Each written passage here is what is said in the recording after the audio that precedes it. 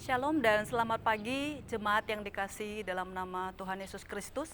Sungguh kita bersyukur hari ini kembali kita bisa beribadah bersama. Meskipun kita tidak beribadah di gereja, tapi kita bisa beribadah di rumah kita masing-masing. Nah, sebelum kita beribadah, ada baiknya kita memperhatikan beberapa hal apa yang harus kita lakukan ketika kita mengadakan ibadah di rumah.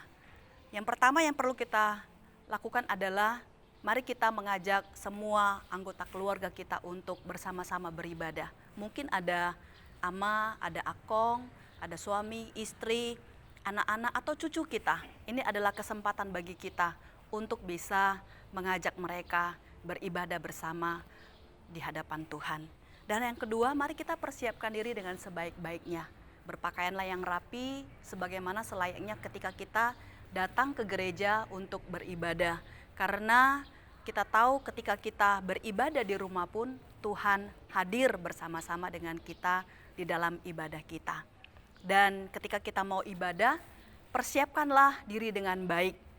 Alkitab, catatan, atau hal apapun yang perlu kita bawa, persiapkan ketika kita beribadah. Dan ingat satu hal, hindari semua hal yang bisa mengganggu konsentrasi kita ketika kita beribadah. Misalnya HP kita bisa kita silent-kan atau juga kita off-kan ketika kita beribadah. Dan kita harus mengingat bahwa ibadah adalah hubungan kita dengan Tuhan. Oleh karena itu kita harus hormat dengan sikap hormat dan juga menghargai Tuhan ketika kita beribadah. Dan ketika kita beribadah, itu adalah hubungan pribadi kita dengan Tuhan. Oleh karena itu ketika kita beribadah di rumah pun, kita bukan hanya sekedar menonton, tapi kita ikut bersama melakukan. Kita boleh bernyanyi bersama memuji Tuhan, kita menyembah Tuhan. Kita tidak sambil makan atau sambil tiduran atau juga sambil ngobrol dengan anggota keluarga kita. Ingatlah, meskipun kita beribadah di rumah, tetapi Tuhan tetap hadir bersama-sama dengan kita di dalam ibadah kita. Selamat beribadah, Tuhan Yesus memberkati.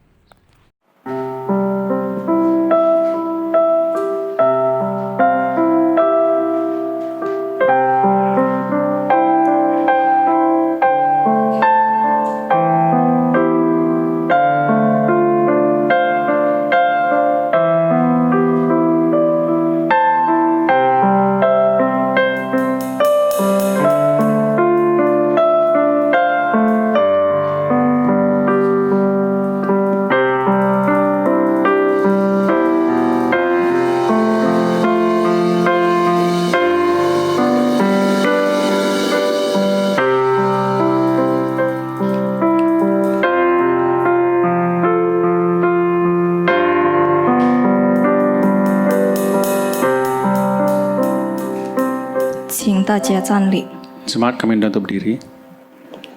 你们要称谢耶和华，求告他的名，在万民中传扬他的作为，要向他唱诗歌颂，谈论他一切奇妙的作为。 Bersyukurlah kepada Tuhan, serukanlah namanya, perkenankanlah perbuatannya di antara bangsa-bangsa. Bernyanyilah baginya, bermazmurlah baginya, percakapkanlah segala perbuatan yang ajaib.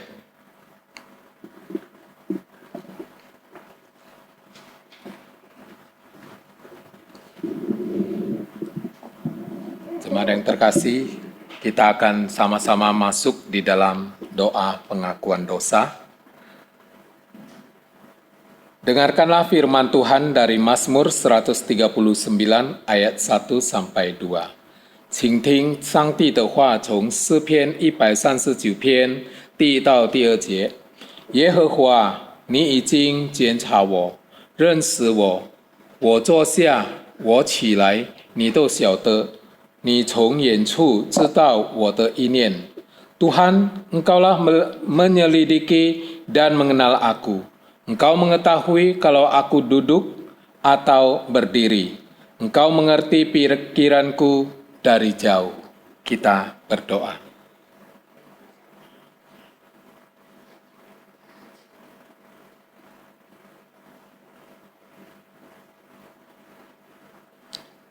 Bapa kami yang di surga, kami datang ke hadapan Tuhan. Kami membawa segala dosa, kesalahan kami yang telah kami lakukan ke hadapan Tuhan. Kami mohon Tuhan mengampuni kami ya Bapa.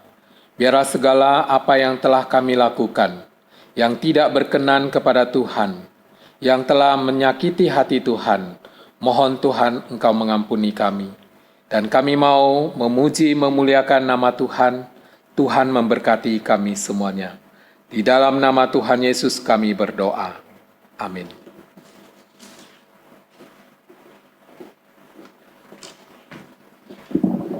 我们来唱第一首的诗歌，赞美上主全能真神。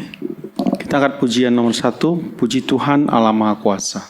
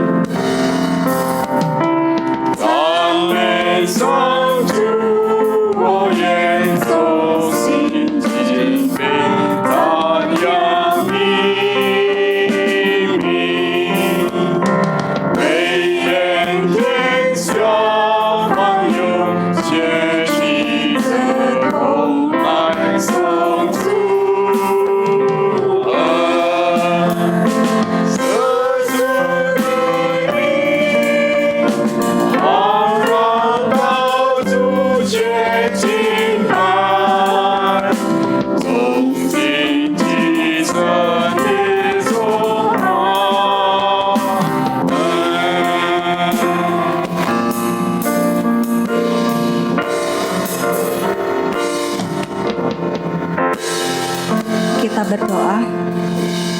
Tuhan Allah Bapa yang baik, Tuhan yang kami kenal dalam nama Yesus Kristus. Tuhan, kami mau mengucap syukur untuk setiap berkat dan penyertaan yang Kau berikan dalam kehidupan kami. Terima kasih juga untuk kesempatan kami pada hari ini.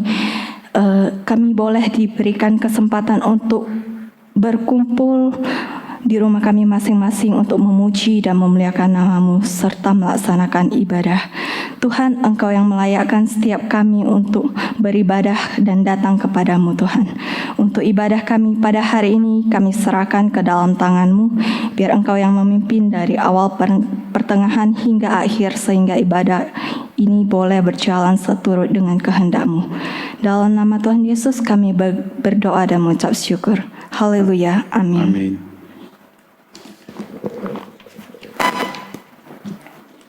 Jemaat dipersilakan duduk. 请坐。读经，诗篇122章第1到第2节。人对我说：“我们往耶和华的殿去，我就欢喜。耶路撒冷啊，我们的脚站在你的门内。” Pembacaan Alkitab, aku bersuka cita ketika dikatakan orang kepadaku, mari kita pergi ke rumah Tuhan. Sekarang kaki kami berdiri di pintu gerbangmu, hai Yerusalem. 我们来唱第2首的诗歌，我时刻需要你。 Kita angkat pujian, Tuhan aku perlu setiap waktu.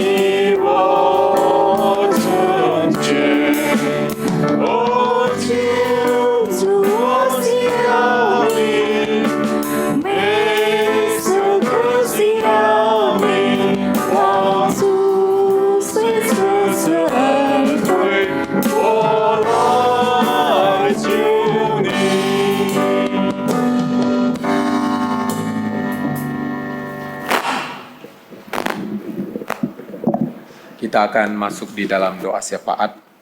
Pertama, kita mau berdoa untuk pelayanan setiap hamba Tuhan. Kiranya Tuhan memberi kesetiaan kepada mereka.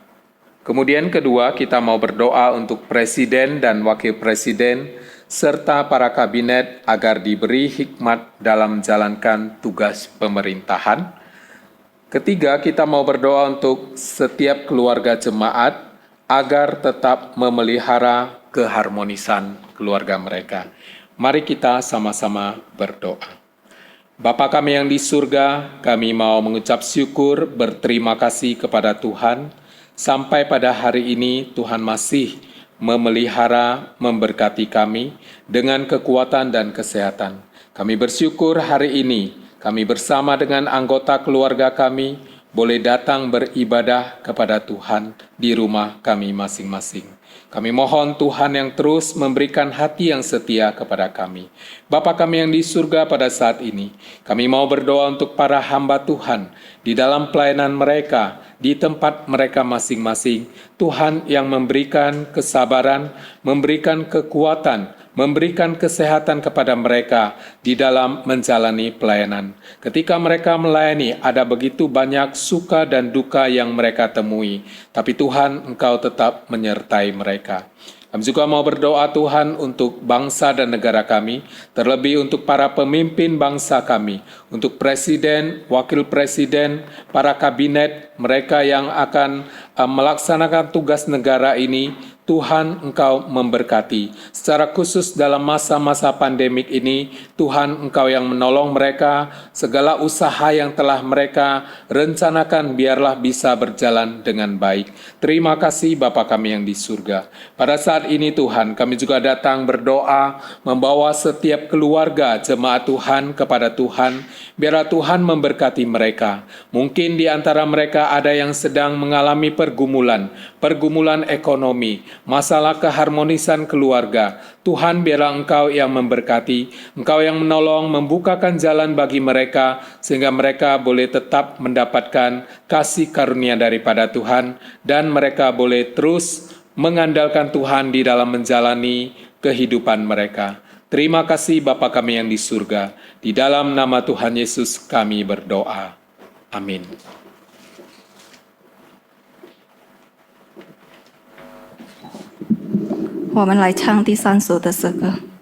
Kita angkat pujian nomor 3. Besarkan nama Tuhan.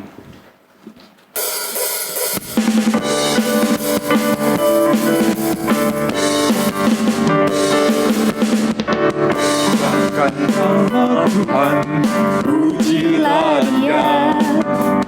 Kemurahan-Nya besar, tiada terkira.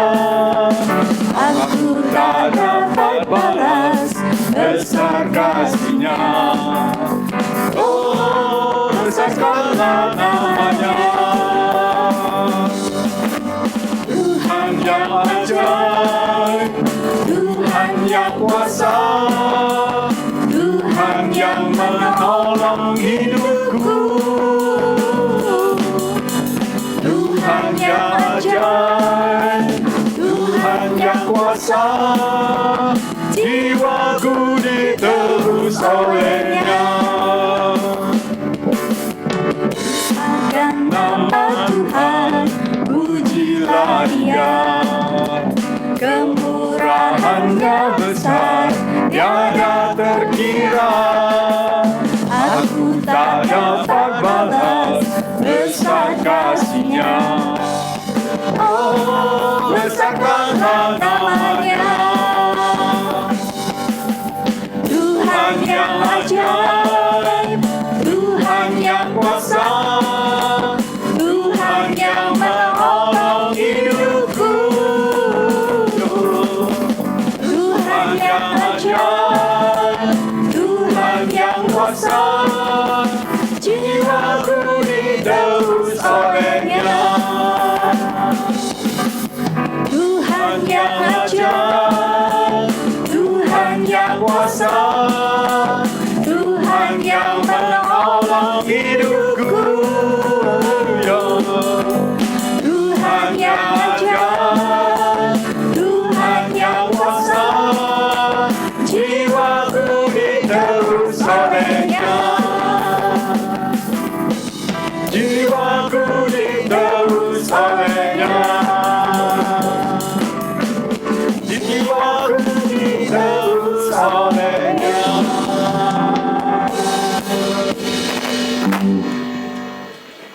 我们来念《使徒信经》，请大家站立。Jemaat kami undang untuk berdiri, pengakuan iman rasuli. 我信上帝全能的父，创造天地的主。我信我主耶稣基督，上帝的独生子，因圣灵感应，如同真理玛利亚所生，在本丢比拉多手下受难，被钉以十字架，受死埋葬，将在阴间。第三天从死人中复活升天，坐在全能父上帝的右边，将来必从那里降临，审判活人死人。我信圣灵，我信圣而公的教会，我信圣徒相同，我信罪的赦免，我信身体复活，我信永生。阿门。 Aku percaya kepada Allah, Bapa yang Maha Kuasa, Khalik langit dan bumi, dan kepada Yesus Kristus, Anaknya yang tunggal, Tuhan kita, yang dikandung daripada Roh Kudus, lahir dari anak darah Maria, yang menderita sengsara di bawah pemerintahan Pontius Pilatus, disalibkan, mati dan dikuburkan, turun ke dalam kerajaan maut, pada hari yang ketiga bangkit pula dari antara orang mati, naik ke surga, duduk di sebelah kanan Allah, Bapa yang Maha Kuasa. Dan dari sana ia akan datang untuk menghakimi orang yang hidup dan yang mati. Aku percaya kepada Roh Kudus, gereja yang kudus dan am, persekutuan orang kudus, pengampunan dosa, kebangkitan orang mati, dan hidup yang kekal. Amin. 起应经文，你们要称谢耶和华，求告他的名，在万民中传扬他的作为。 要向他尝试，探论他却奇妙的作为，要以他的圣名夸耀，寻求耶和华的人，心中应当欢喜。要寻求耶和华，以他的能力时常寻求他的面。他仆人亚伯拉罕的后裔，他 所拣选雅各的子孙啊！你们要纪念他奇妙的作为和他的施行，他口中的hand律。他是耶和华我们的神，全地都有他的判断。他纪念。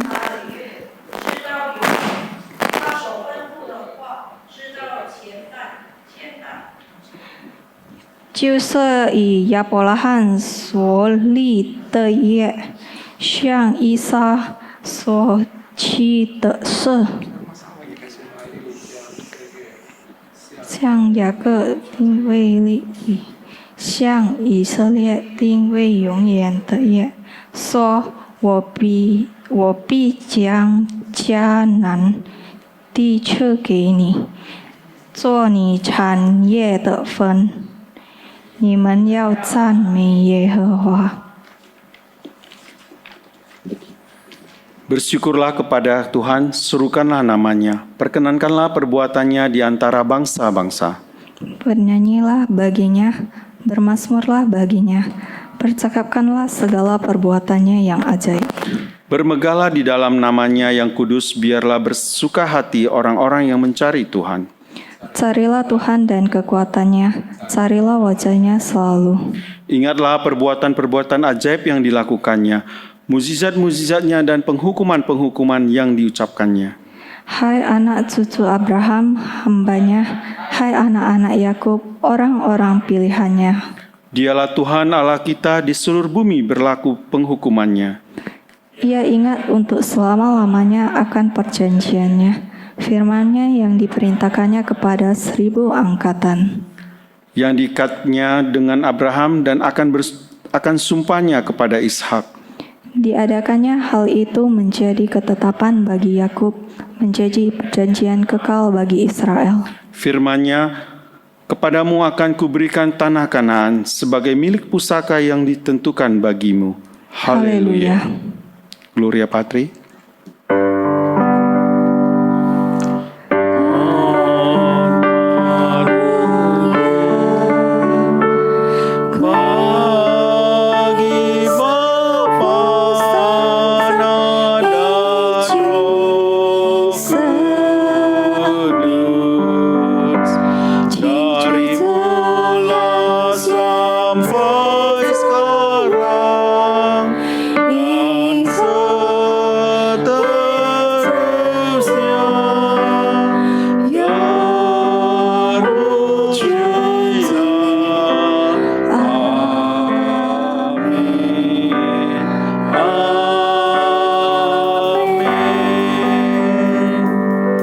Persilakan duduk. 请坐。我们来唱第4首的诗歌。 Kita angkat pujian yang keempat. Kau telah memilihku.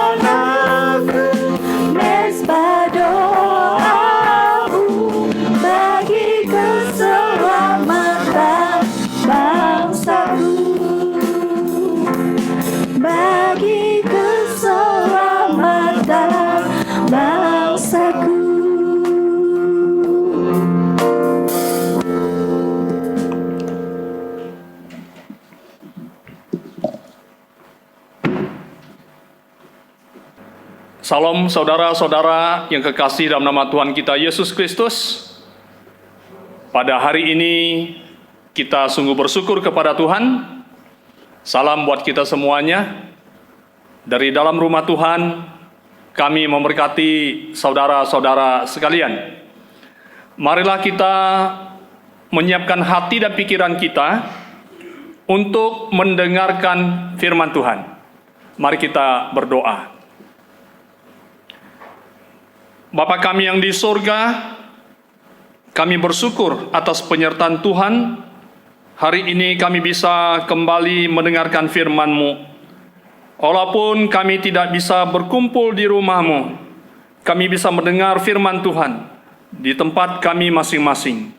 Kami memohon, mari Roh Kudus, terangi hati dan pikiran kami, bawa masuk kami ke dalam kebenaran firman Tuhan, dan sehingga kami bisa mengerti isi hati Tuhan, mampukan kami untuk mengerjakannya di dalam kehidupan kami. Bapa, terima kasih, di dalam nama Tuhan Yesus Kristus kami berdoa dan bersyukur. Amin. Saudara-saudara yang kekasih, marilah kita membuka kitab suci kita dari Injil Matius pasal 13. Kita akan membaca ayat 31 sampai dengan ayat 33. Kemudian kita lanjutkan ayat 44 sampai dengan ayat yang ke-52. Saya akan bacakan firman Tuhan. Ayat 31 berbunyi demikian. Yesus membentangkan suatu perumpamaan lain lagi kepada mereka, katanya, hal kerajaan sorga itu seumpama biji sesawi yang diambil dan ditaburkan orang di ladangnya. Memang biji itu yang paling kecil dari segala jenis benih, tetapi apabila sudah tumbuh, sesawi itu lebih besar daripada sayuran yang lain, bahkan menjadi pohon, sehingga burung-burung di udara datang bersarang pada cabang-cabangnya. Dan ia menceritakan perumpamaan ini juga kepada mereka. Hal kerajaan sorga itu seumpama ragi yang diambil seorang perempuan dan diadukkan ke dalam tepung terigu 3 sukat sampai hamir seluruhnya. Ayat 44 sampai dengan ayat 52. Hal kerajaan sorga itu seumpama harta yang terpendam di ladang, yang ditemukan orang, lalu dipendamkannya lagi. Oleh sebab sukacitanya, pergilah ia menjual seluruh miliknya, lalu membeli ladang itu. Demikian pula hal kerajaan sorga itu seumpama seorang pedagang yang mencari mutiara yang indah.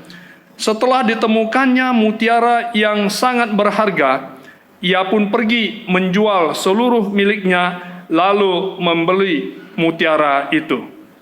Demikian pula hal kerajaan sorga itu seumpama pukat yang dilabuhkan di laut, lalu mengumpulkan berbagai-bagai jenis ikan. Setelah penuh, pukat itu pun diseret orang ke pantai. Lalu duduklah mereka dan mengumpulkan ikan yang baik ke dalam pasu, dan ikan yang tidak baik mereka buang. Demikianlah juga pada akhir zaman. Malaikat-malaikat akan datang memisahkan orang jahat dari orang benar, lalu mencampakkan orang jahat ke dalam dapur api. Di sanalah akan terdapat ratapan dan kertakan gigi. Mengertikah kamu semuanya itu? Mereka menjawab, iya, kami mengerti. Maka berkatalah Yesus kepada mereka, karena itu setiap ahli Taurat yang menerima pelajaran dari hal kerajaan surga itu seumpama tuan rumah yang mengeluarkan harta yang baru dan yang lama dari perbendaharanya. Demikian bunyi firman Tuhan. Saudara-saudara kekasih, judul dari khotbah kita pada hari ini yaitu pola hidup kerajaan Allah. Saudara-saudara, pola hidup kerajaan Allah.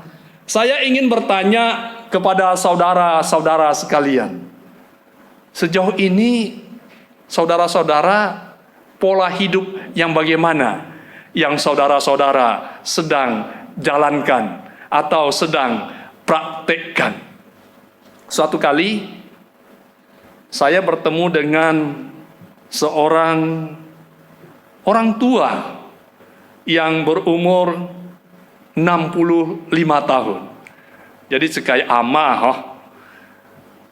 Saya waktu itu makan mie di satu tempat. Saya makan, kemudian dia duduk di meja yang lain tapi di depan saya. Sambil makan saya perhatikan ada apa yang aneh dengan Apho ini.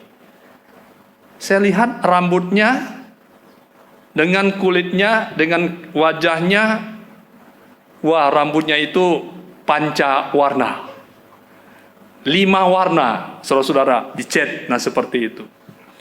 Nah kemudian saya melihat cara berpakaiannya umur 65 tahun, tapi pakaiannya itu seperti umur remaja. Setelah makan selesai, saya menghampiri dia, saya ngobrol-ngobrol sejenak dengan Apho ini. Saya berkata, Apho, kui hui liao. Dia sebutkan umurnya. Lu kwa kui hui. Coba kamu lihat saya, berapa umur saya? Saya katakan kira-kira 60. Wah, dikatakan enggak, saya sudah 65 tahun. Wah, 65 tahun. Saya katakan hebat ya. Cuma Apho, saya katakan jangan tersinggung ya. Saya ingin tanya, itu model rambutmu itu kok begitu pancawarna? Wah, saya kaget. Dikatakan, ya model zaman sekarang. Model zaman sekarang. Kan begini rambut, itu Goni Cengah 5 tahun yang lalu. Wah, saya katakan iya, tapi itu kan model orang-orang yang umur 30-an, umur yang 20-an tahun. Nah, seperti itu. Ini kan sudah umur 65 tahun. Iya, saya tidak mau ketinggalan model. Nah, seperti itu. Kemudian saya akan tanya kepada lagi, waduh, cara berpakaianmu itu sepertinya nggak cocok. Yang cocok ini, yang pakai ini, itu cucumu, saya katakan. Oh iya. Kadang-kadang orang juga banyak ngomong, loh, cucu dengan nenek kok sama bentuk pakaiannya. Dikatakan seperti itu. Kemudian dia berkata kepada saya, satu hal kepada saya, dikatakan, itulah pola hidup saya. Itulah pola hidup saya. Orang boleh tua, tapi saya tidak akan pernah ketinggalan zaman. Artinya ketinggalan model. Saya selalu mengikuti model pakaian, saya selalu mengikuti model rambut. Yang penting saya tidak ketinggalan model.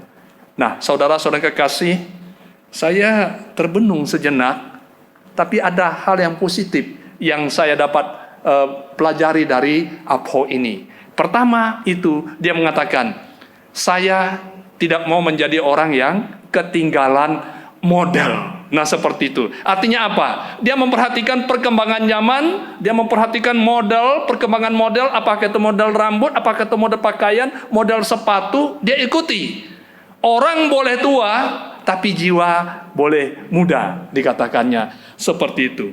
Saudara-saudara kekasih, waktu saya ngomong dengan, oh iya betul. Ini Apho ini orang sudah 65 tahun, tapi semangatnya semangat orang muda. Kita cerita orang muda, dia masuk. Kita cerita orang tua, dia masuk. Kenapa? Dia adalah orang yang mengikuti pola perkembangan zaman.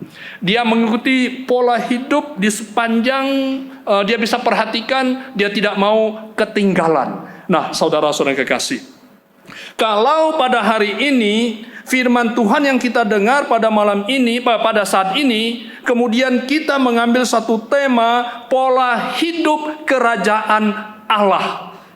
Saudara-saudara, kalau kita berbicara tentang pola hidup, ini berarti kita berbicara tentang pola hidup orang percaya.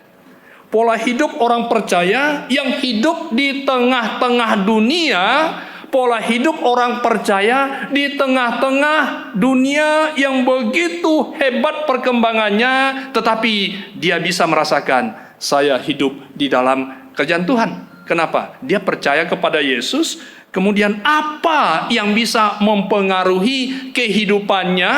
Bagaimana dia bisa hidup, memiliki pola hidup sebagai orang percaya di tengah-tengah kerajaan dunia, di tengah-tengah dunia yang berkembang begitu pesat, tapi dia ingat di situ Tuhan ada. Saudara-saudara kekasih, kalau kita melihat tadi pembacaan firman yang sudah saya bacakan, saudara-saudara, secara ringkas ada 6 pola yang perlu kita perhatikan pada saat ini. Dan saya mau saudara-saudara di akhir dari khotbah ini, saudara-saudara bisa mengambil pola yang bagaimana yang sedang saya hidupi sekarang ini. Yang pertama, saudara-saudara, dikatakan bahwa hidup kita orang percaya di tengah-tengah kerajaan Tuhan, di tengah-tengah kerajaan Allah, pola hidup kita sebagai orang percaya di tengah-tengah dunia yang tidak jelas bagaimana keberadaannya pada saat ini, diumpamakan orang percaya itu yang hidup di dalam kerajaan Tuhan itu, kalau kita mengambil itu kita tarik menjadi pola kita, orang percaya itu seperti sebiji sesawi yang kecil. Nah, saudara-saudara, sesawi itu bukan sayur sawi, begitu ya. Sesawi adalah pohon yang begitu besar, bisa bertumbuh, berkembang dengan luar biasanya. Dikatakan biji sesawi ini adalah bibit yang paling kecil, yang terkecil. Tetapi itu ditanam. Kalau ditanam di ladang, dia akan bertumbuh besar, dia akan membesar, kemudian dia akan berkembang, kemudian dia akan tumbuh cabang-cabangnya. Bahkan dikatakan burung-burung di udara bisa bersarang di cabangnya itu. Bisa kita bayangkan, saudara-saudara kekasih, dari satu bibit yang begitu kecil, barangkali kita pegang kemudian jatuh ke situ, sulit bagi kita untuk mencarinya, apalagi di pasir. Tapi ini kalau dia tanam dan ini akan bertumbuh, dia akan bertumbuh dengan luar biasa besarnya. Saudara-saudara, apa maksud dari perumpamaan ini? Kalau kita jadikan itu, kita tarik menjadi pola hidup orang percaya di tengah kerajaan Tuhan. Saudara-saudara kekasih, banyak orang berkata, "Boksu, aku ini nggak berguna. Nggak berguna. Boksu, aku tidak bisa melakukan apa-apa. Aku tidak bisa melayani dan sebagainya. Aku tidak berguna." Saudara, benarkah saudara orang yang tidak berguna? Saya pikir tidak. Kenapa? Tuhan Yesus memanggil saudara, Tuhan Yesus menebus saudara-saudara, Tuhan melengkapi saudara-saudara kekasih, justru yang dari tidak berguna menjadi orang yang berguna. Amin. Kalau saudara-saudara merasakan saya ini kecil, saya ini tidak berguna, saya ini kurang pengetahuan dan sebagainya. Tetapi saudara-saudara, di saat engkau sungguh-sungguh percaya Yesus, di saat engkau sungguh-sungguh meminta Roh Kudus memimpin engkau, Tuhan memperhatikan, Tuhan akan mempelengkapi orang yang begitu kecil, orang yang tidak berguna. Tapi kalau Tuhan ada di dalam hatimu, Tuhan Yesus ada di dalam hidupmu, Tuhan akan memimpin engkau menjadi orang bertumbuh, dan bertumbuh. Saudara-saudara kekasih, kita melihat begitu banyak kisah sukses yang dialami oleh penemu-penemu yang sangat luar biasa itu. Saudara-saudara, kita melihat di sekeliling kita begitu banyak kisah sukses yang kita nikmati sekarang. Listrik kita perhatikan, handphone yang kita pakai, mic ini dan semuanya. Saudara-saudara, apakah kita membayangkan mereka begitu membuat ini, merancangkan jadi seperti ini? Tidak demikian, saudara-saudara kekasih.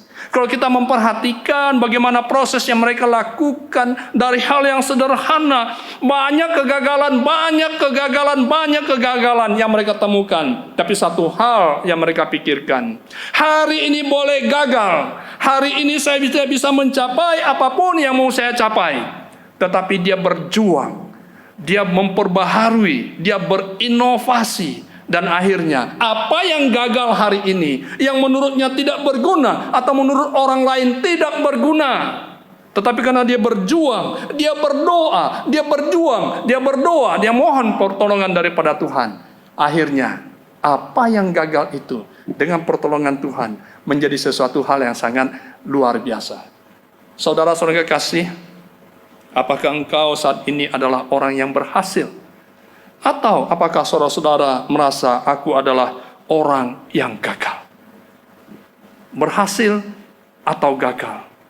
Tapi kalau kita melihat bagaimana perumpamaan yang dikatakan oleh Tuhan Yesus Kristus, kalau engkau memiliki pola hidup yang mulai dari kecil, kemudian yang kecil ini ditanam, kemudian tumbuh. Tanam itu diproses, saudara yang kekasih. Bibit yang bagus, dia harus ditanam. Kalau biji sesawi di sini dikatakan ditanam di ladang. Bibit yang kecil itu ditanam, dia hidup dalam satu proses, dia masuk ke dalam sebuah proses. Oleh karena ada proses itu, kemudian dia bertumbuh, kemudian dia berkembang, dia bertumbuh, dan kemudian dia berbuah, menghasilkan buah dan biji yang baru.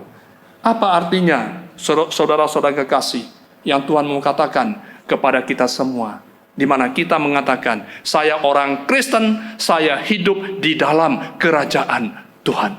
Saya orang Kristen, saya hidup di dalam kerajaan Allah. Apakah memang saudara-saudara sudah menyadari betul dari hal yang sederhana, dari hal yang kecil, tapi di saat di situ saya mau diproses oleh Tuhan.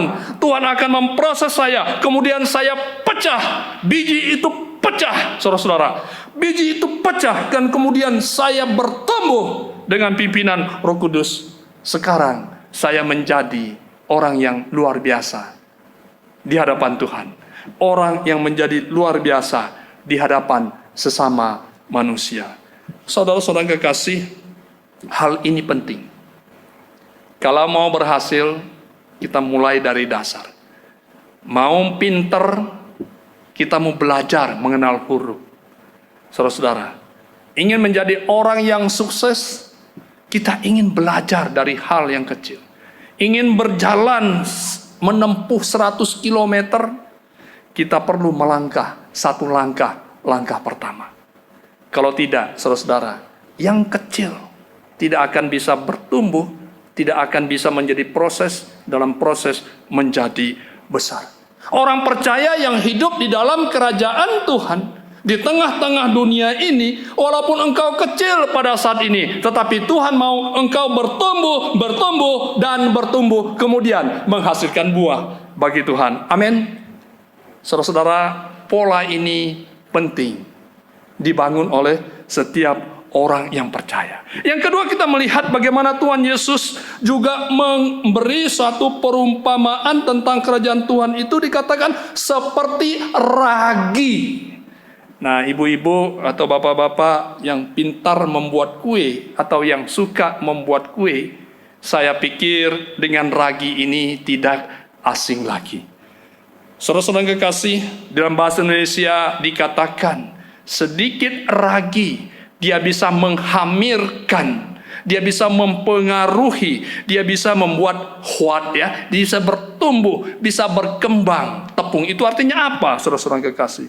Kalau kita bicara hidup kita, pola hidup kita di dalam kerajaan Allah sebagai orang percaya, dia diumpamakan kita itu seperti ragi, artinya sejauh mana engkau bisa memberi pengaruh di dalam kehidupanmu, mempengaruhi orang lain, mempengaruhi lingkungan, mempengaruhi keluarga, oleh karena engkau adalah seorang yang percaya kepada Yesus. Nah, ini penting, saudara-saudara yang kekasih. Berapa hari yang lalu, saya menangani seorang remaja, saudara-saudara. Dia telepon saya. Dia berkata kepada saya, "Boksu, udah hancur harapan hidup saya." Kenapa? Saya putus sekolah, kemudian saya bekerja, saya mulai kumpulkan uang.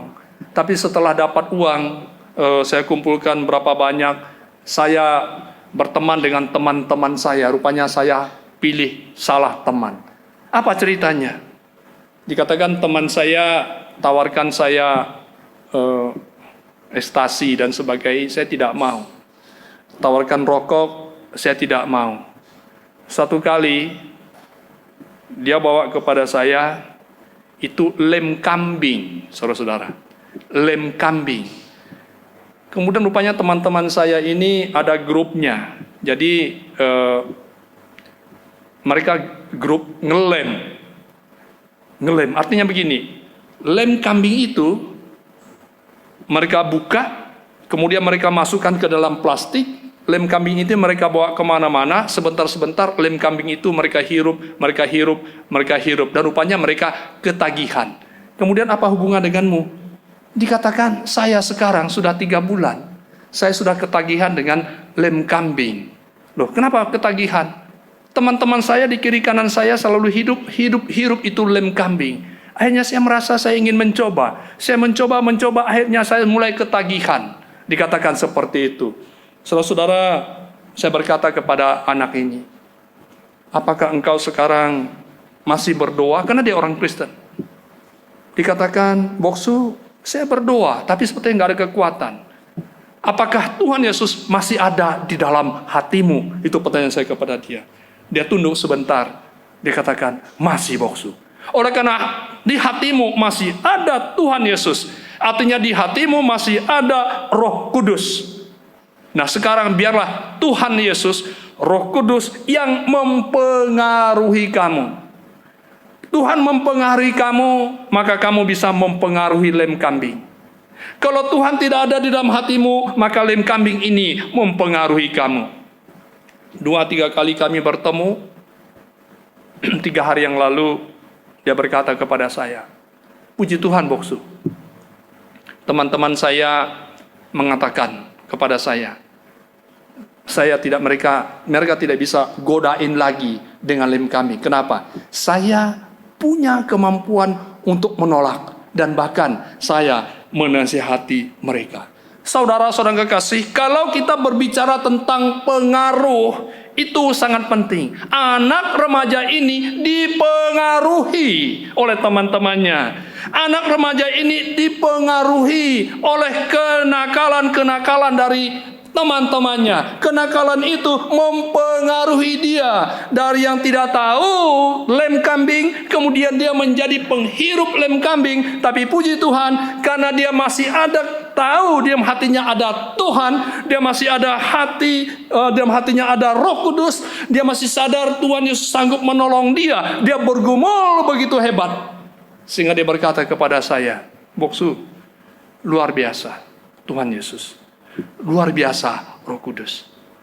Saya selalu berlutut, saya berdoa meminta pertolongan Tuhan, dan dia mempengaruhi saya, sehingga hati saya punya kemampuan untuk mengatakan tidak kepada teman-teman saya, untuk mengatakan kepada mereka, saya tidak mau ikut kalian, ini dosa, ini tidak benar. Dikatakan seperti itu. Ragi mempengaruhi adonan. Sudah sejauh mana saudara-saudara kekasih menjadi orang oleh karena Injil, oleh karena Tuhan, mempengaruhi orang lain. Apakah saudara-saudara memiliki pola hidup yang seperti itu? Apakah saudara-saudara memiliki pola pikir? Bagaimana saya bisa mempengaruhi orang-orang yang belum mengenal Tuhan dengan Injil? Bagaimana saya bisa mempengaruhi cara hidup mereka yang tidak berada di dalam Tuhan? Bagaimana saya bisa mempengaruhi cara bisnis mereka yang tidak berada di dalam Tuhan? Bagaimana saya bisa mempengaruhi cara membentuk dan bisa menghidupi keluarga yang penuh sukacita di dalam Tuhan? Saudara-saudara kekasih, orang Kristen perlu mempengaruhi orang lain. Orang Kristen adalah orang yang Tuhan tempatkan di dunia ini, dimanapun engkau berada, supaya engkau bisa mempengaruhi orang lain. Ini penting, saudara-saudara kekasih. Apakah engkau sudah memiliki pola hidup mempengaruhi dengan Injil, mempengaruhi orang lain dengan kasih Kristus, mempengaruhi orang lain dengan teladan di dalam kehidupan kita? Saudara-saudara kekasih, di dunia ini kita hidup, kalau kita tidak dipengaruhi, kita mempengaruhi. Hanya itu 2 gendangnya. Tidak ada yang ketiga. Kalau kita tidak mempengaruhi, kita dipengaruhi. Demikian. Tapi kita bersyukur. Hari ini firman Tuhan berkata, di saat saudara-saudara engkau merasakan, engkau tahu, engkau adalah hidup di dalam kerajaan Allah, engkau adalah orang yang dipakai oleh Tuhan untuk mempengaruhi orang lain dengan Injil, dengan kabar baik itu. Maka engkau sesungguhnya adalah orang yang memiliki pola hidup di dalam kerajaan Tuhan. Yang ketiga, saudara-saudara kekasih, dikatakan bahwa kerajaan Allah itu seperti harta yang terpendam. Yang kedua, yang keempat, dikatakan bahwa pola hidup kerajaan Allah itu seperti seorang pedagang yang mencari mutiara. Jadi ini dua-duanya dalam arti harta, saudara-saudara. Orang yang menemukan harta yang terpendam, dia menemukan itu harta karun, saudara-saudara. Kemudian dia melihat, dia jelas ini harta karun, ditimbunnya lagi. Kenapa? Dia tahu, ditimbunkannya lagi. Ini harta karun begitu hebat, begitu luar biasa nilainya. Dia pulang, dia hitung-hitung. Saya tidak bisa membawa harta karun ini saja, tapi saya harus membeli tanah di tempat harta karun ini berada. Saya ingin memilikinya, saudara-saudara. Kemudian dia pulang, dia jual hartanya yang lain. Kemudian dia membeli itu. Mutiara yang ditemukan juga. Dia berkata, mutiara ini penting. Mutiara ini begitu bernilai kalau dijual, saudara-saudara. Kemudian dia jual harta yang lain untuk mendapatkan mutiara yang begitu luar biasa itu. Apa artinya, saudara-saudara? Harta terpendam, kemudian mutiara, itu juga adalah nilai-nilai yang begitu penting. Yang mau kita pelajari adalah dari kedua perumpamaan ini. Kalau Tuhan mengatakan, kerajaan Allah itu diumpamakan seperti itu. Kemudian pada malam ini, pada hari ini dikatakan kepada kita, bagaimana kita bisa memiliki pola hidup di dalam kerajaan Tuhan itu seperti seorang yang menemukan harta terpendam di ladang. Kemudian seperti seorang pedagang yang menemukan mutiara yang begitu berharga. Saudara-saudara, berdagang, kita buka toko, buka kedai. Pagi-pagi kita mau cari apa? Mau cari untung atau mau cari rugi? Saya pikir semua ingin cari untung. Saya pernah ketemu dengan seorang teman yang berternak ayam. Dia pelihara ayam, itu sangat luar biasa. Dari ayam yang kecil dia pelihara, dia teliti, satu-satu dia perhatikan. Kemudian waktu itu modalnya Rp1.000. Saya tanya kepada dia, mengapa kamu begitu teliti memperhatikan ayam ini? Dikatakan, saya tidak mau kehilangan modal saya yang Rp1.000. Saya perhatikan baik-baik ayam-ayam saya kasih makan, saya perhatikan kesehatannya. Saya mau yang Rp1.000 ini modal beli anak yang kecil. Kemudian 2 bulan, 3 bulan yang akan datang, dia akan bisa menjadi 30 atau 35.000 rupiah. Artinya apa, saudara-saudara kekasih? Dia punya harapan, dia punya pengharapan, dia punya impian yang begitu jelas.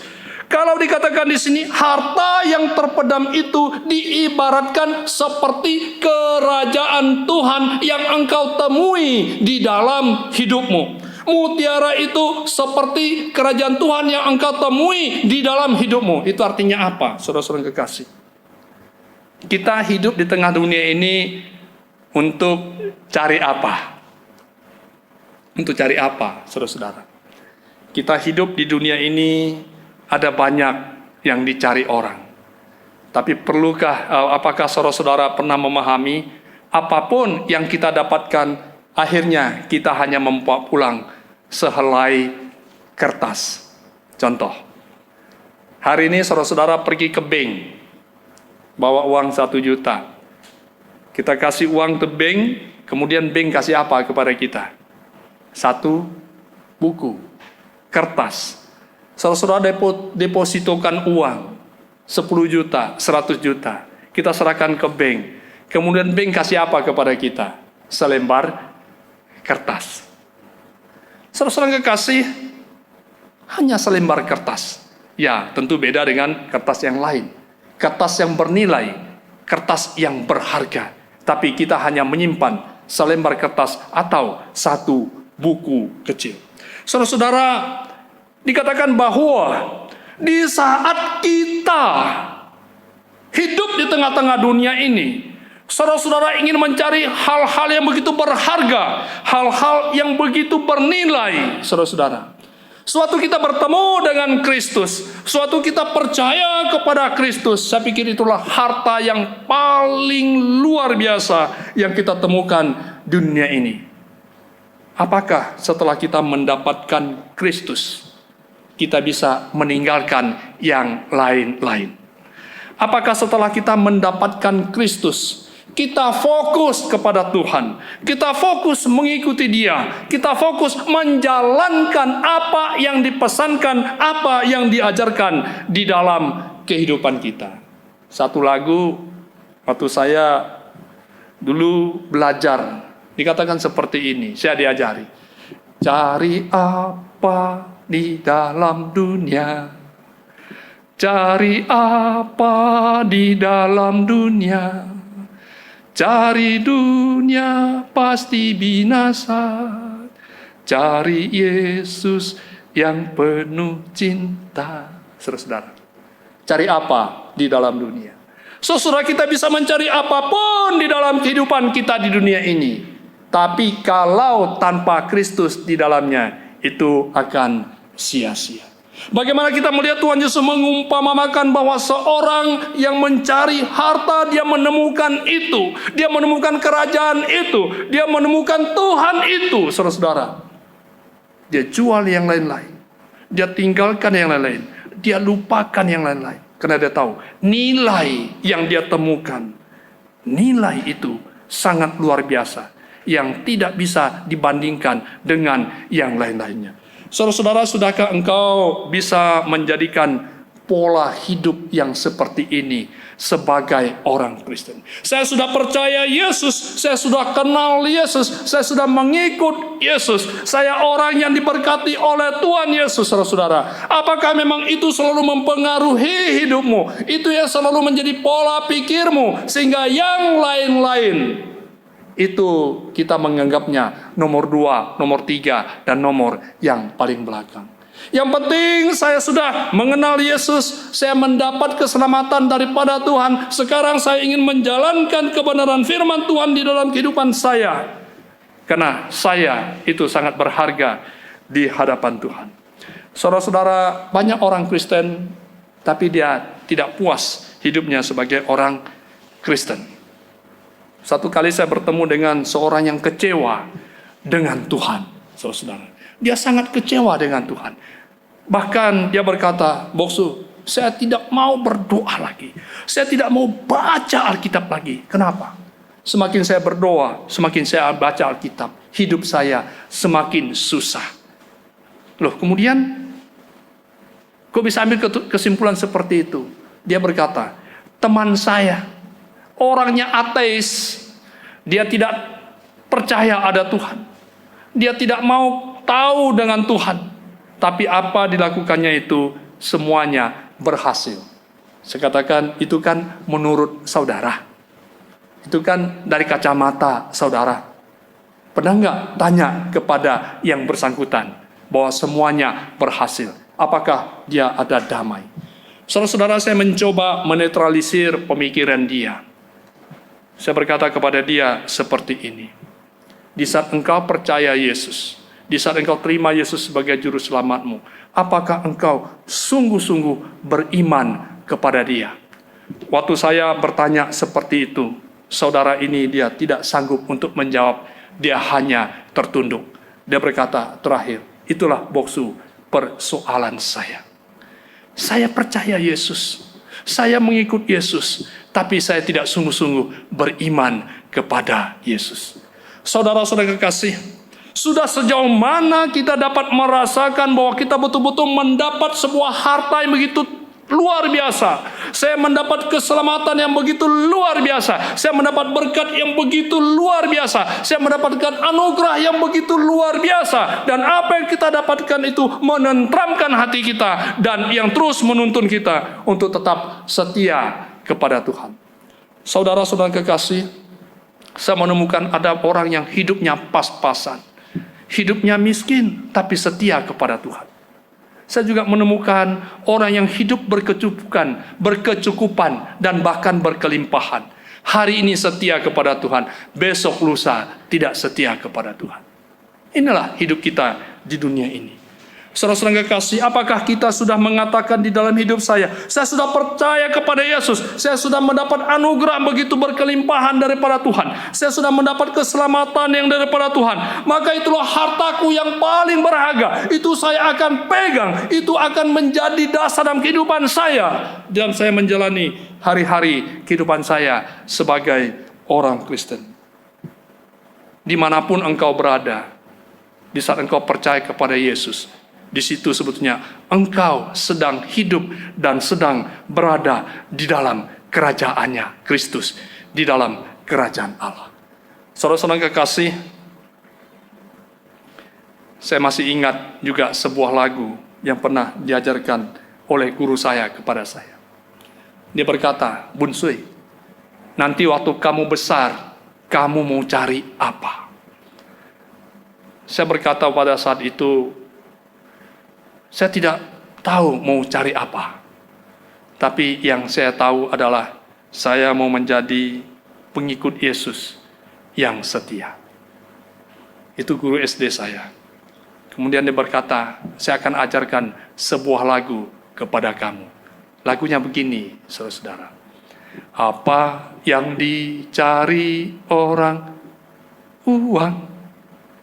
Apa yang dicari orang? Uang. Apa yang dicari orang? Siang, malam, pagi, petang. Uang, uang, uang. Bukan Tuhan Yesus. Waktu itu diingatkan kepada saya.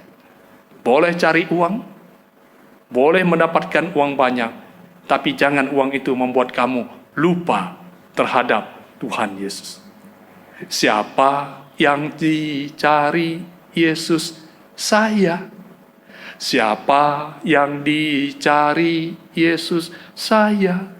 Siapa yang dicari Yesus? Siang, malam, pagi, petang. Saya. Orang yang berdosa. Saudara-saudara kekasih, engkau sudah mendapatkan harta terpendam itu. Karena engkau percaya kepada Yesus. Engkau sudah mendapatkan mutiara yang sangat berharga itu.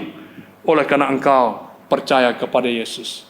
Persoalannya ialah, engkau sudah mendapatkannya itu. Apakah di dalam hidupmu sudah menjadi satu pola? Pola hidup saya adalah orang yang sedang hidup, orang yang sedang berjalan di dalam kerajaan Allah. Saudara-saudara kekasih, perumpamaan yang kelima. Tuhan Yesus memberikan satu perumpamaan kepada banyak orang. Dan perumpamaan ini agak berbeda dengan yang sudah-sudah. Dikatakan perumpamaan ini bahwa kerajaan Allah itu seperti pukat yang dilabuhkan di laut. Yang dilabuhkan di laut. Pukat dikatakan. Di dalam pukat ini semua jenis binatang laut masuk. Ikan-ikan masuk. Persoalannya semua yang masuk itu akhirnya dipilah-pilah oleh yang empunya pukat. Setelah dia ditarik ke pantai, maka mereka akan memilah-milah ikan yang bagus, dimasukkan ke tempat yang bagus, ikan yang tidak bagus itu dibuang. Dan di sini Tuhan Yesus mengatakan kepada orang-orang yang mendengar pada saat itu, demikian jugalah hidup manusia di tengah-tengah dunia ini. Demikian jugalah hidup orang-orang percaya sebagai anggota sebuah gereja, anggota sebuah persekutuan. Saudara-saudara semua mengatakan, saya percaya Yesus, saya masuk ke dalam kerajaan Allah, saya hidup di dalam kerajaan Allah, saya hidup dalam sebuah keluarga, gereja Tuhan, jemaat Tuhan yang begitu luar biasa.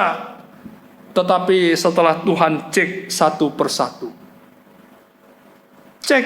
persatu, oh, ini ikan, tapi ikan ini banyak sengatnya. Ikan ini nggak bagus, ikan tapi nggak bagus. Begitu dia tusuk orang bisa sakit luar biasa, orang itu bisa mati dibuatnya, buang. Wah, ini ikan, tapi sudah dipegang bukan ikan, tapi ular yang seperti belut. Dipegang, dipatok dia, bisa mati dia, kemudian buang. Tapi ada juga, wah, ini ikan, peciwa, bawal, bagus. Ikan apa lagi? Tenggiri, beka, bagus. Ikan apa lagi? Dan ikan-ikan yang bagus-bagus. Dikumpulkan. Kenapa dikumpulkan? Punya nilai yang sangat luar biasa. Saudara-saudara kekasih, pola hidup kita mengatakan saya hidup di dalam kerjaan Tuhan. Pola hidup yang bagaimana?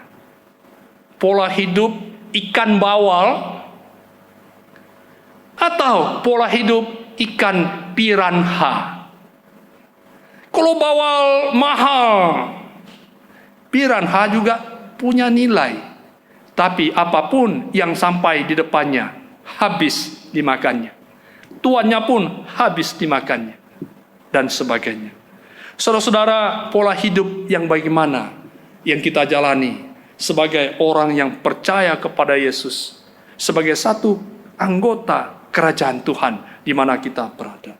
Yang keenam, saudara-saudara kekasih, di sini bagaimana Tuhan Yesus berbicara menyinggung ahli Taurat. Bagaimana Tuhan Yesus ingin mengajar, membuat mereka mengerti. Dikatakan kalau ahli Taurat mendengar perumpamaan ini, kalau ahli Taurat sudah mengerti arti perumpamaan ini, maka dia harus keluarkan apa, saudara-saudara? Keluarkan perbendaharaannya, apapun yang sudah disimpannya selama ini, apapun yang sudah dimilikinya pada saat ini, pola hidup yang lama itu juga dikeluarkan, perbendaharaan yang lama dikeluarkan, yang baru juga dikeluarkan. Supaya apa? Supaya dia bisa melihat jelas. Para ahli kan, pintar-pintar orangnya. Pemikir-pemikir pada saat itu, pengajar-pengajar, baru dia bisa melihat, wah, ini adat istiadat kami, ini kepercayaan kami, pemikiran kami yang sudah kami wariskan lama. Ini sekarang Injil yang Yesus Kristus diajarkan kepada kami akan bandingkan. Kemudian dia bisa memilih, oh iya, yang lama kami tinggalkan, yang lama kami tidak gunakan. Sekarang pribadi Yesus sudah berbicara, firman-Nya kami tangkap, firman-Nya kami amini, dan kami ikut dia. Saudara-saudara kekasih, itu artinya apa? Ahli Taurat, dia mengambil satu kesimpulan. Pola hidup berubah, pola pikir berubah. Pola hidup saya sekarang, pola hidup yang berbeda dengan yang lalu. Tapi pola hidup yang saya imani, yang saya jalankan adalah pola hidup yang dipengaruhi oleh perkataan Yesus, oleh firman Yesus. Saudara-saudara kekasih, perumpamaan tentang kerajaan Allah ini, setelah kita tarik di dalam kehidupan kita, kita jadikan pola di dalam kehidupan kita. Saudara-saudara, pilih yang mana? Apakah saudara-saudara berkata, ya, saya seperti biji sesawi? Puji Tuhan, saudara-saudara. Mungkin saudara-saudara berkata, wah enggak, aku enggak mau yang kecil-kecil. Saya langsung nampak pengaruhnya seperti ragi. Taruh sedikit, tepungnya menjadi luar biasa, berubah semuanya. Menjadi empuk, menjadi besar, menjadi banyak kelihatannya. Silakan, saudara-saudara. Apakah engkau mengatakan, saya percaya Yesus, seperti saya sudah mendapatkan harta yang begitu berharga, yang mengubah saya, yang memperkaya saya, yang memperbaharui saya, yang memperindah saya. Apakah saudara-saudara juga mau mengatakan, oh iya, saya ini sebagai orang Kristen, saya ini kadang-kadang seperti ikan yang kelihatan elok, kelihatannya bagus, tapi punya sengat yang mematikan. Saudara, kalau engkau merasa seperti itu, tinggalkan itu. Saya mau menjadi ikan yang begitu berarti, ikan yang mahal, yang punya nilai, yang tempatnya itu di tempat yang bagus. Bukan ikan sembarang ikan, bukan Kristen sembarang Kristen, tapi orang Kristen yang punya nilai di hadapan Tuhan. Amin. Saudara, mungkin selama ini kau berpikir seperti orang Farisi yang terus mengkritisi Tuhan Yesus, yang terus menyalahkan Tuhan Yesus. Kemanapun Tuhan Yesus dicari mereka, bukan untuk mengakui dia sebagai Tuhan. Walaupun dari antara mereka ada yang bertobat. Tapi pada umumnya, bagaimana Yesus saya hancurkan, bagaimana Yesus ini pengajarannya saya hambat, bagaimana karyanya saya hambat. Saudara-saudara kekasih, orang yang memiliki pola hidup di dalam kerajaan Tuhan, dia terbuka, dia mau menerima, kemudian dia sadar, kemudian dia bertobat, kemudian dia memiliki hidup baru. Saudara-saudara, pilih pola yang mana? Pilih pola yang mana? Kita tahu, hanya dengan pertolongan Tuhan, hanya dengan pimpinan Roh Kudus, saudara-saudara dapat benar-benar merasakan, saya hidup di tengah dunia yang sedang berada di dalam ketakutan yang sangat luar biasa oleh karena virus corona. Saya hidup di dalam dunia yang seperti ini, tapi saya punya pola hidup yang sungguh-sungguh percaya kepada Yesus, sehingga ketakutan yang sekarang melanda seisi dunia ini, tapi ketakutan itu tidak pernah membuat saya takut, apalagi menakut-nakuti saya. Oleh karena saya percaya ada Yesus Tuhan yang melindungi saya. Di sini saudara-saudara, bukan dalam arti kita tidak ikut semua prosedur, protokol kesehatan. Perhatikan itu baik-baik sebagai orang percaya kepada Yesus. Kita melihat begitu banyak orang-orang yang sekarang dalam menjalankan usaha dan sebagainya tidak bisa bergerak, bukan? Saya punya satu orang teman, 2 minggu lalu saya telepon dia, kok bagaimana? Boksu, doakan saya. Kenapa? Tidak bisa bergerak usaha saya. Hutang-hutang saya begitu banyak karena dia menggunakan uang bank. Jangankan membayar uang bank, untuk membayar karyawan saya itu sudah begitu berat, dikatakan. Saudara-saudara, apa yang kita bisa lakukan? Saya berkata kepada dia, hampir seluruh dunia ini sedang mengalami hal yang sama.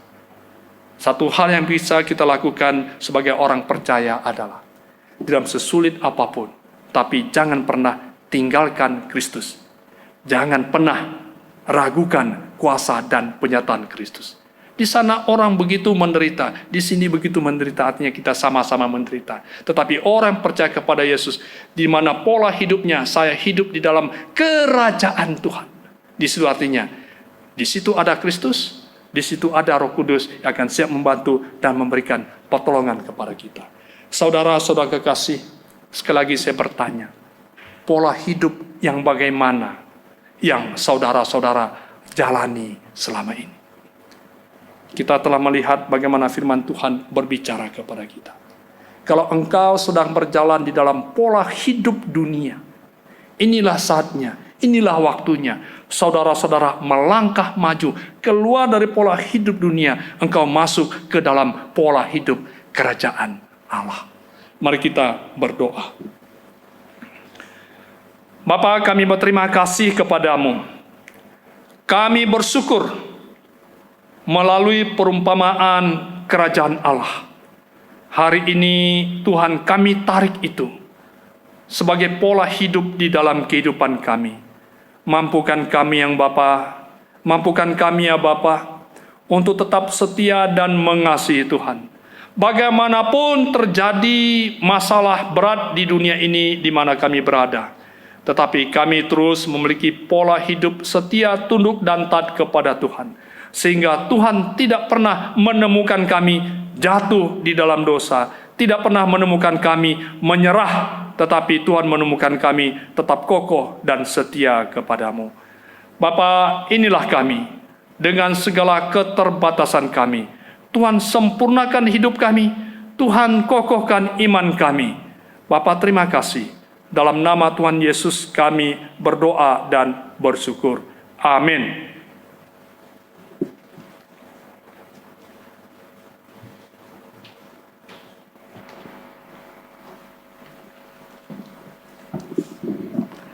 我要把甘心祭献给你，耶和华，我要称赞你的名，这名本为美好。 Dengan rela hati aku akan mempersembahkan korban kepadamu.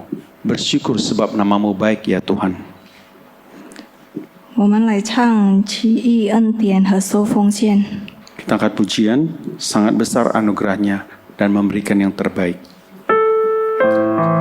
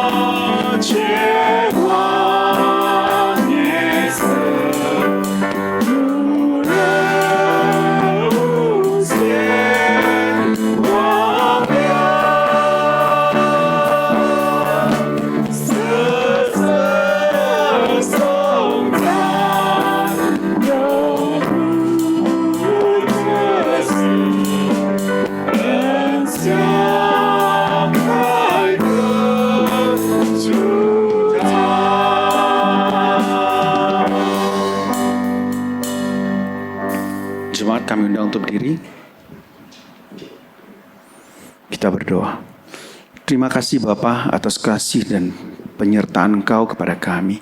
Terima kasih Bapa, sepanjang waktu Engkau telah melindungi kami, menjauhkan kami dari segala mara bahaya. Terima kasih Bapa, Engkau telah membungkus kami dengan darah-Mu yang kudus sehingga kami boleh terbebas daripada virus corona. Terima kasih Bapa, pada waktu yang indah ini, pada pagi yang indah ini kami telah mendengarkan firman-Mu. Terima kasih Bapa, berkat-berkat Tuhan senantiasa melingkupi dan menyertai kami. Kami mengucap syukur dan terima kasih kepada-Mu Tuhan. Bapa, pada pagi yang indah ini kami berkesempatan untuk mengembalikan berkat yang telah Tuhan berikan kepada kami. Kami mau berserah ini ke dalam tangan-Mu Tuhan, biarlah Engkau kuduskan, urapi dan menjadi berkat untuk kemuliaan nama-Mu. Tuhan, tuntun dan sertalah kami waktu-waktu kami selanjutnya, hari-hari kami selanjutnya, biarlah Engkau tetap senantiasa mengurapi dan menyertai kami, sehingga setiap langkah kami sesuai dengan kehendak dan penyertaan-Mu. Terima kasih Bapa, dengarlah doa kami. Kami hanya berdoa di dalam dan demi nama Yesus, Juru Selamat kami yang hidup kami berdoa. Amin.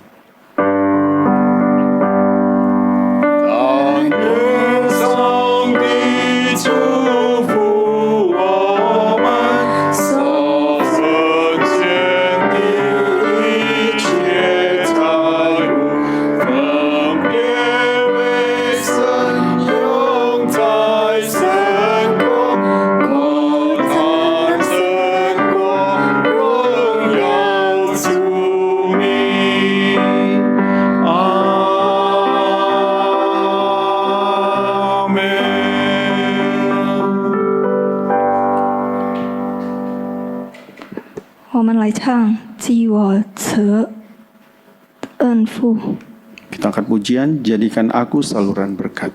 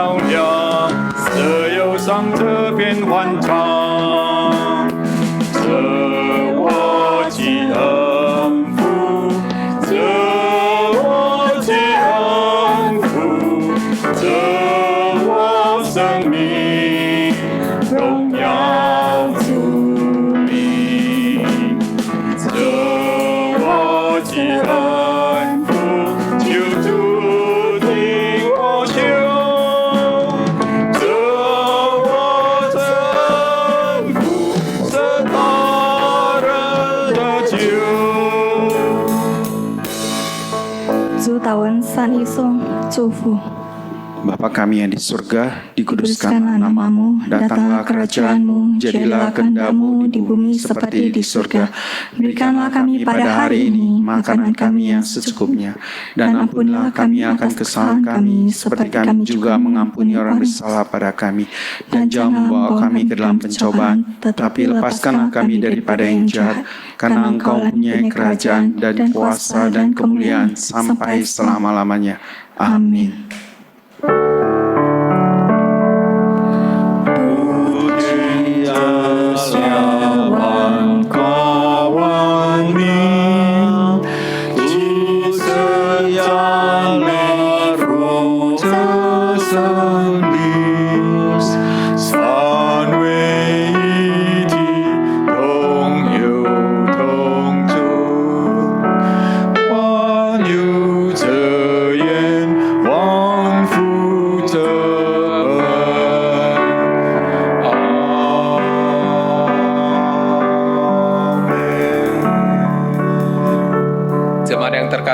Arahkanlah hatimu kepada Tuhan dan terimalah berkat daripada Tuhan. 我们领受上帝的祝福。愿我主耶稣基督的恩惠、上帝的慈爱、圣灵的感动常与你们众人同在，从今时直到永远。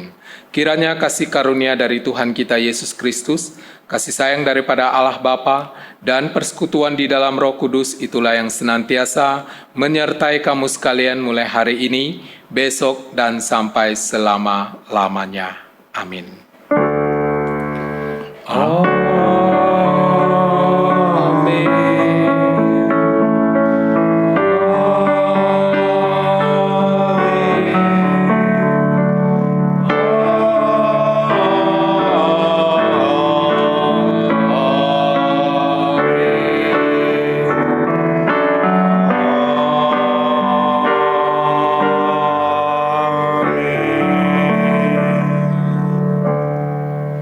Dipersilakan duduk, doa teduh.